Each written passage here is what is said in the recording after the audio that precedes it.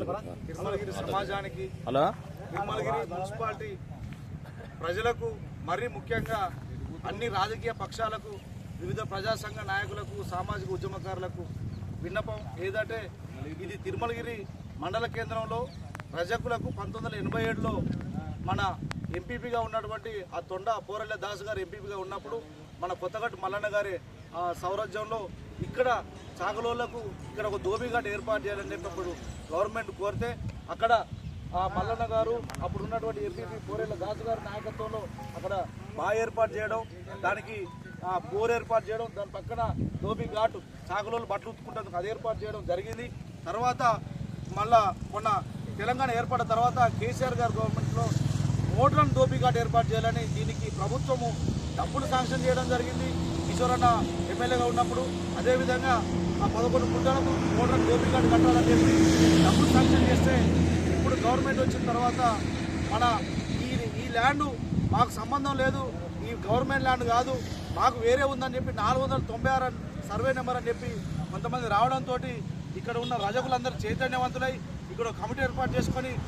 రజక సంఘం మండలాధ్యక్షుడిగా పులిమామిడి సోమన్న గారి నాయకత్వంలో ఇక్కడ ఉన్నటువంటి భిక్షమన్న కానీ మల్లన్న కానీ నర్సన్న కానీ నరేష్ కానీ ఇక్కడ అందరూ కలిసి మూకుమ్మడిగా ఎంఆర్ఓ గారి కాడికి పోతే ఎంఆర్ఓ గారు సర్వేయర్ గారు అదేవిధంగా జిల్లా సర్వేయర్ గారు వచ్చి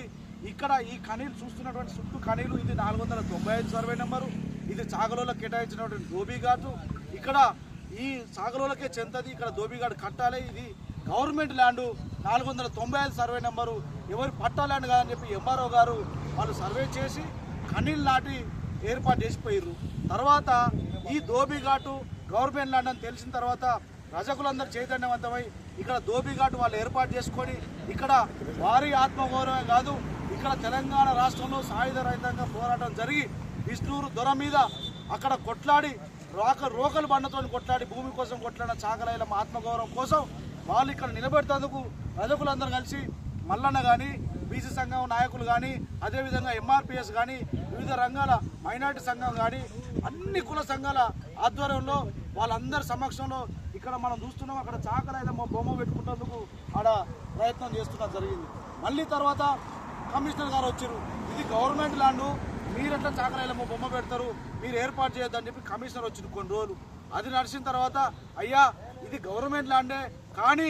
రజకులకు ఇచ్చిన ల్యాండు కాబట్టి రజకుల ఆత్మగౌరవం కాదు తెలంగాణ ఆత్మగౌరవం అంటే ప్రభుత్వం గుర్తించి తెలంగాణ ఆత్మగౌరవం అని చెప్పి చాకలైలమ్మ బొమ్మ పెట్టుకుంటాం అని చెప్తే అక్కడ కమిషనర్ గారు ఆగిరు. మళ్ళీ ఇప్పుడు ఇంకో కొత్త హైడ్రామా చెప్పి ఇది 95 కాదు, ఇది గవర్నమెంట్ ల్యాండ్ కాదు, మళ్ళీ ఇది 96 పట్టా అని చెప్పి మళ్ళీ కొంతమంది వస్తారు. వీళ్ళని ఎంటర్టైన్ చేసేందుకు ఇక్కడ ఉన్న డిపార్ట్మెంట్లో అది కమిషనర్ గారు కావచ్చు, అది ఎస్ఐ గారు కావచ్చు, మిగిలిన అధికారులు వాళ్ళని ఎంటర్టైన్ చేస్తూ చాకలైలమ్మ బొమ్మ విగ్రహాన్ని ఆపుతున్నారు. దయచేసి ఐలమ్మ ఆ రోజు భూమి కోసమే కొట్లాడింది, తెలంగాణ ఆత్మగౌరవం కోసం కొట్లాడింది, హక్కుల కోసం కొట్లాడింది.